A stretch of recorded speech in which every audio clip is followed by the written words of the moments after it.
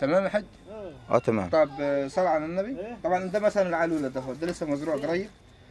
تمام. وده المنشط الجزري والمايس كيم اللي هو ايه ضد العفن، ده منشط انادول. تمام. طبعا حج عز الدين. تمام.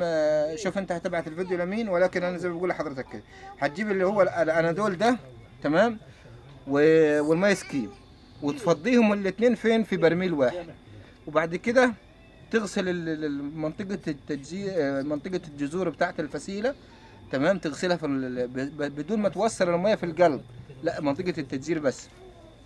زائد بعد كده ايه، تسمي بسم الله وتروح جاي ايه حاط الفسيلة في التربة وتردم عليها كويس. وبعد كده تمسك الفسيلة زي كده مثلا وتتك عليها برجلك كده هو 100 يمين وشمال وتتك عليها. تمام.